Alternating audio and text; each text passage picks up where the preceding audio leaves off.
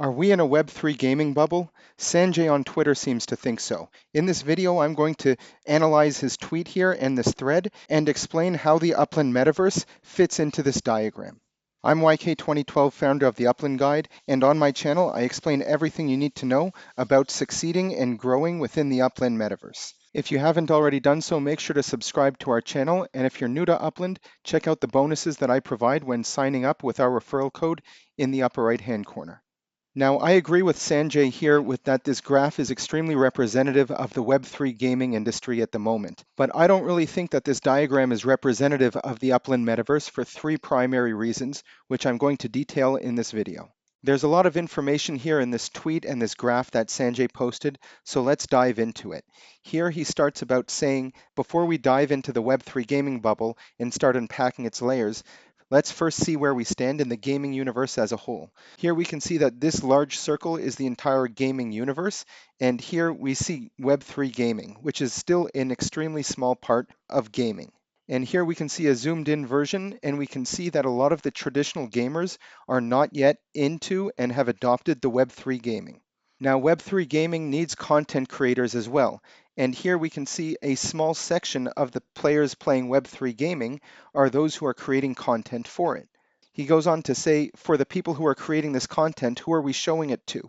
We're showing it to ourselves, the other people within the Web3 gaming. And this is still such an extremely small subset of people that it feels like we're just talking to each other. And here we have Web 2 content creators. And this is also a small section of people who are creating content for Web 2 and are stepping into the world of Web 3.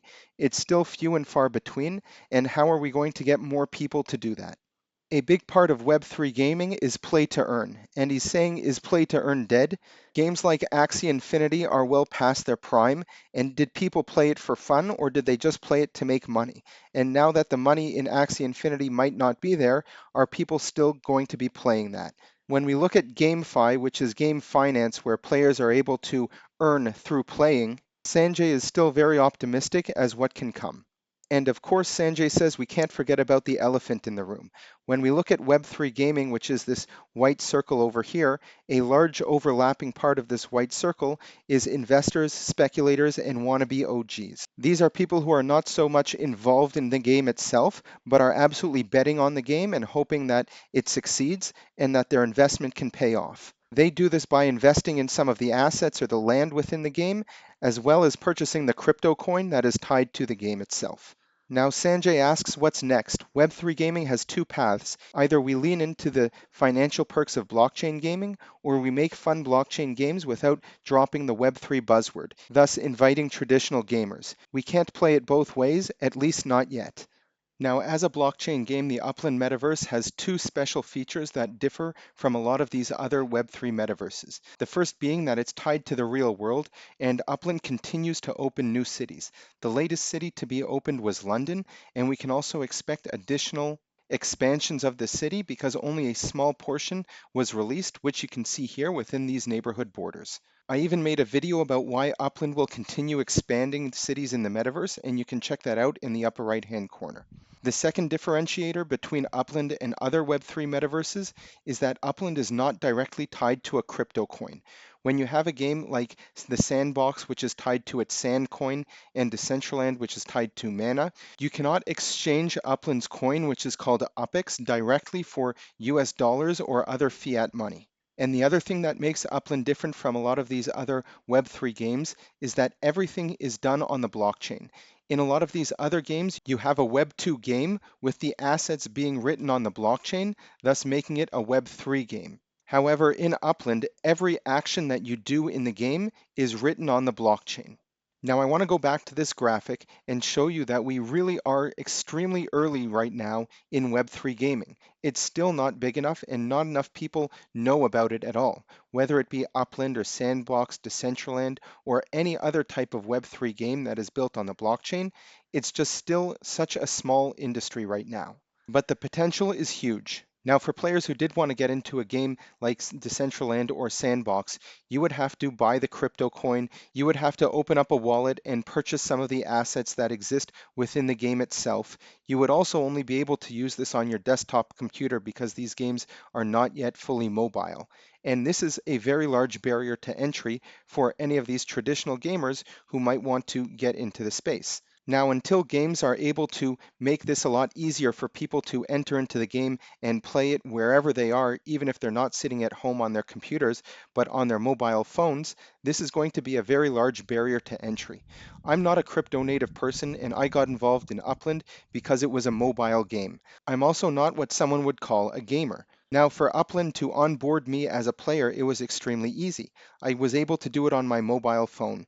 I did not have to understand anything about cryptocurrencies. I didn't have to open up a wallet. And I didn't have any knowledge about the blockchain technology or anything about crypto coins or cryptocurrencies. And that's not needed in Upland. So I think that this is the kind of games that are going to need to exist in order to get a lot of people to transfer from traditional gaming to this Web3 gaming. Now, having said that, you might think, well, the floodgates must be open on the Upland metaverse for a lot of these speculators, investors, and wannabe OGs to really jump into Upland and find a way to run away quickly if the markets change. With blockchain games that are tied to their own crypto coins, like Decentraland or the Sandbox, it's extremely easy for anyone who knows how to trade crypto coins in order to do so. They can invest their money in these coins which are tied to the game, but they might not be active players within the game itself. So it's important to differentiate the people who play these games as to whether they're investors by investing in the coin and investing in the land, or if they are actually active players within the game and building up the community. Now, because you can easily interchange your fiat money for these sand or mana coins and vice versa, it makes that entire ecosystem extremely volatile. In Upland, it works quite differently.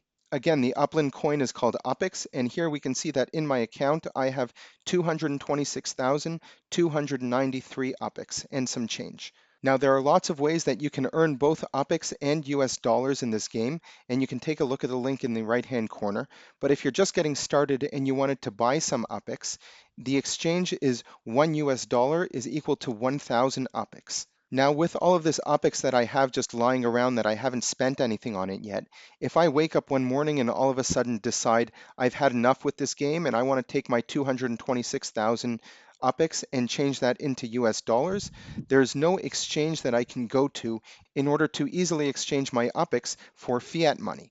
Now, this does two things. It enables Upland to have this game listed on things like the Apple Store and the Google Store because these are not real crypto coins. So again, you want to meet people where they are already. So you want this game to be discoverable by everyone, not just people who are already involved within this Web3 ecosystem. And having the ability for this game to be advertised on these platforms is something that is huge in my opinion. The second thing that this does is it encourages people to become more involved in the game itself. If you're not easily able to wake up and just leave the game and take all of your available UPX and change that into US dollars, then it creates an additional barrier of entry to a lot of these speculators and investors. If they're just sitting idly by, they're not actively engaging in building up the community within Upland. Now you ask, how exactly can I turn this UPX into fiat money that I can take out of the game? And the answer is through purchasing other assets and selling them for US dollars. I can purchase assets for UPX. There are some that I can also purchase for dollars if other players are selling them. But once I purchase something, I am able to list and sell it either for UPX or for dollars. If I find someone who's willing to buy something for me from dollars, then this money will go into a US dollar balance here, and that I can withdraw into my PayPal account. So right now, all I have is 83 cents, but I can withdraw this from the game and directly into my own personal PayPal account. Now, regarding this graphic here, games like Decentraland or the Sandbox, it's very easy to buy in and support the game by owning some of the coin. It's also very easy to leave and sell that coin.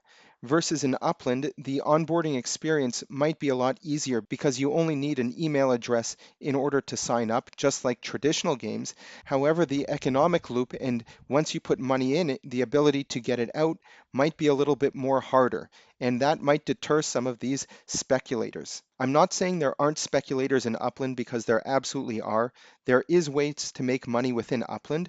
I just think that the amount of overlap here that we have between these two different groups of the Web3 gamers and the investors or speculators regarding Upland has less of an overlap. And just looking quickly back at this previous graphic where we see here that the GameFi players who are in these games just to make money is also a small section of these Web3 gaming community. And within Upland, I said there's the ability to make money, and hopefully that is just the draw and start of bringing people into the metaverse.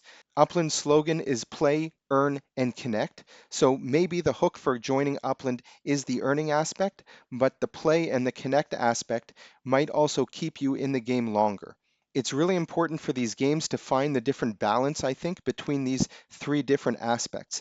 If everybody is only speculative and investing in these games in order to earn money and get rich quick, then the game is not going to succeed over the long term.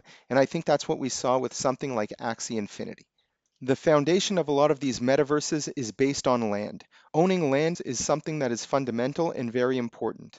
When there's a limited amount of land, like in Decentraland or the Sandbox, that's just due to the supply or lack thereof, prices are going to increase. As the prices increase, it increases the barrier of entry for someone who wants to get involved and own a plot of land. Within Upland, it's fundamentally different. They continue to release new land as the player base continues to grow. Upland believes that it is very important for everybody within the metaverse to own some land, even if it is a small piece. There are land that you can buy within Upland, which is less than $3, and they continue to release new cities. So this is an easy way to hook people into the game, and once they own a plot of land, then they're able to develop on that and start growing their net worth. When you look at a city like London in the real world, there are affordable properties in London, but if you want to live downtown, it's going to cost you quite a lot more. The same thing is going to be true in the metaverse. There are going to be areas within the metaverse that have extremely high prices, but there's going to be places that are extremely affordable. And this type of game can really cater to every type of player, whether you're someone who wants to come in and invest tens or hundreds of thousands of dollars into this metaverse, or you just want to get started for free. You're able to get a free plot of land from Upland just by signing up. It might not be the most valuable plot of land, but it's something that you can start with. You can learn how to play, you can become involved, and you can see from there how you can grow that one plot of land into several more. Now, lastly, for people who are not familiar with Web3 technology and the blockchain, blockchain gaming is extremely different from creating a different type of game. I mentioned before that games like the Sandbox and Decentraland, they are regular games, and there are assets within the game that are written on the blockchain. That type of game is a lot easier to develop. You essentially have a regular traditional game and aside that, a marketplace. And this is where all of these assets that are written on the blockchain, you are able to buy, sell, and trade them. Upland is fundamentally different. Even when it's sending yourself to a different property or purchasing a property, everything is documented and written on the blockchain. And this is something that when you have tens, if not hundreds of thousands of people doing these transactions at any given time, then this can really create a lot of stress on the blockchain itself. When there are events in Upland like new city releases where we have tens of thousands of players trying to mint the same properties at the exact same time and pushing all of this data through the blockchain, this is something that creates a lot of stress on it. And Upland, as they continue to scale, need to find out technologically how they can support this. And this is fundamentally different than these other games where you just have a regular marketplace that might not have the type of stress that Upland has on it, because only when you buy or sell assets is there any interaction with the blockchain. But in this game, any type of action you want to do is going to be on the blockchain itself. So when you look at Web3 and blockchain gaming from the technological perspective, Upland has a lot more unknowns and a lot more risks as they continue to develop new features for this game. So when we look at where is the future of this Web3 and blockchain gaming, I think the real answer is how do we decrease the influence of a lot of these investors or speculators on the ecosystem as itself?